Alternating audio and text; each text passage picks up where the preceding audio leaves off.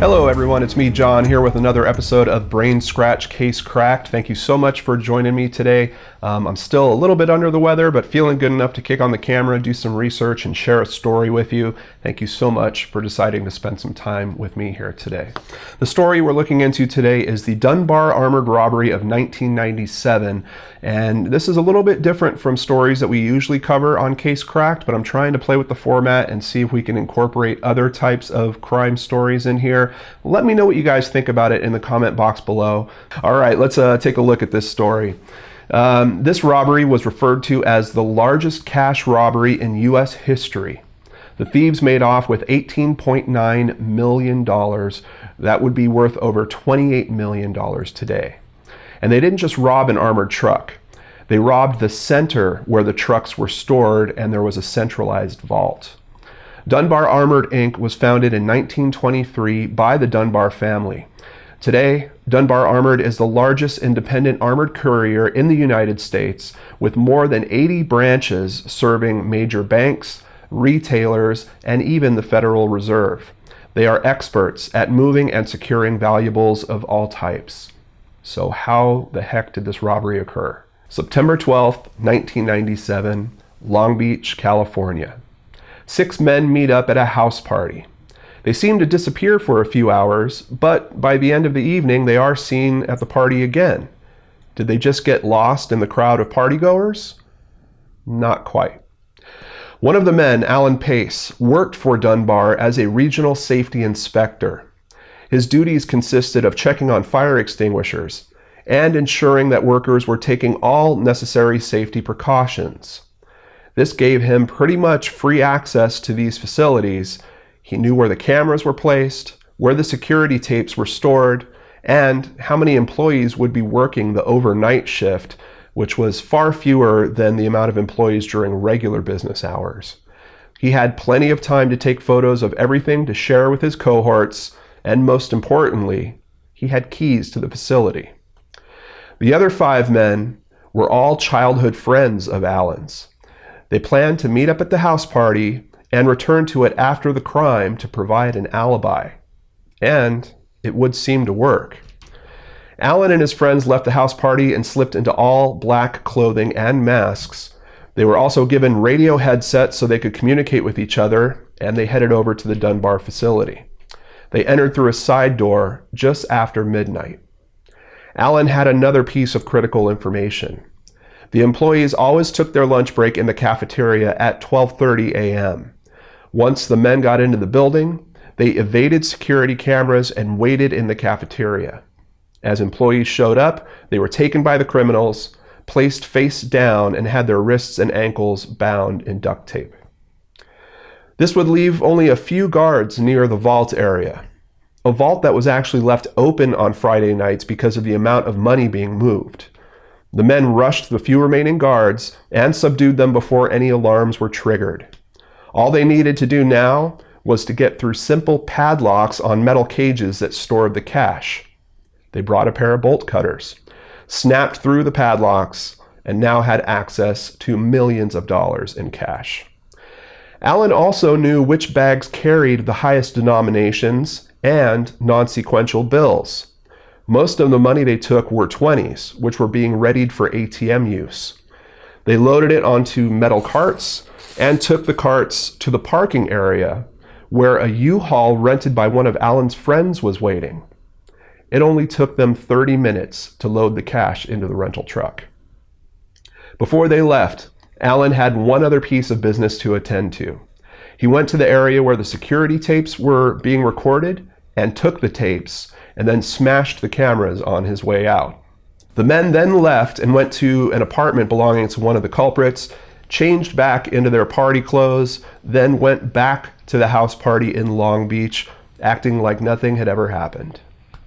Investigators quickly came to the conclusion that it must have been an inside job. This crime couldn't have been pulled off by someone that didn't have intimate knowledge of the center's operations.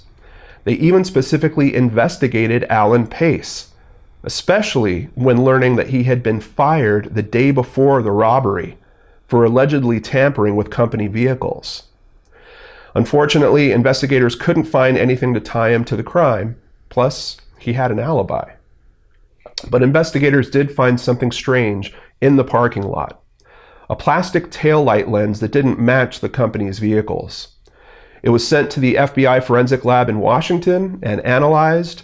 They concluded it came from a 14-foot U-Haul truck. Unfortunately, this wouldn't be enough info to find the criminals. Alan's partners did a good job of hiding their new wealth. The money was laundered in phony businesses and used in property deals. It's one of those property deals that would ultimately crack this case. Eugene Lamar Hill, one of the criminals, gave a real estate broker a stack of cash that was still wrapped in the original cash straps from the robbery. The broker called it into police, and when they went to arrest Eugene, they found more of the cash with the same wrappers. Eugene quickly folded on his friends, and authorities now knew Alan Pace was the mastermind. The case was cracked just over 2 years after it had happened. In a 3-week trial, Alan would insist that one of his friends was setting him up because Alan was fooling around with his wife. He stated that he didn't plan or participate in the crime. 4 of his friends would actually testify against him, and after 3 days of deliberations, a jury would indeed find him guilty. He was sentenced to 24 years and ordered to pay back the money. He will have to serve at least 18 of those years before he's eligible for parole. To date, only $5 million of the stolen nearly $19 million has been recovered. Authorities believe some of the money may have been lost in gambling, but they also theorize that as much as $10 million could be stashed somewhere, waiting for when the men eventually go free. The other men were also sentenced individually. Most got 8 to 10 years, but one of them did get 17. Authorities said the investigation would continue as they hunt for the still missing funds. Now, most of the research from this news story is from around 2000, 2001 when the trial was going on, and there are literally no recent developments. So I don't believe any of the funds have been found at this point. And we're now looking at, I guess I would say we're 15, 16 years away from when they were sentenced. If Alan does hit his parole trial and is able to get released, he could be out as early as about 2019, only in a few years. Maybe he's got a bunch of money waiting for him, I'm not sure. Also, in researching this case, it was kind of tough because there wasn't, I could hardly find any photos. As a matter of fact, the only photo I could find of Alan was one that he had posted himself to a Facebook page that he created, apparently from jail. He actually has 2. One of them, I might say, kind of bragging almost about calling himself the $18.9 million man, but it doesn't show his face. It actually cuts it off right about here. And then a separate Facebook page where he doesn't mention his crime at all, but he does have a mailing address at the correctional facility where people can send him mail. In that one, he does indeed show his face. So this is what Alan looks like. But I also find that kind of interesting as well. This guy's going to come out of prison, and despite the news articles written about this case, there are really no photos of what this guy looks like. He's really going to roll into a life that would be probably pretty easy to maybe go through a name change and leave all this stuff behind him and possibly take up to $10 million forward with him and disappear. I really don't know. What do you guys think? Tell me about it in the comments below. Also, once again, I'm just going to ask you, please let me know about these types of stories. Do you think they work for Case Cracked? Would you rather stick to missing people and formerly unsolved murders, things of that nature? I'm just trying to play around with it a bit because I'd like to lighten the tone of this show in particular and help lighten the channel, because sometimes it can get heavy, like I know last week, especially with all the Searchlight updates.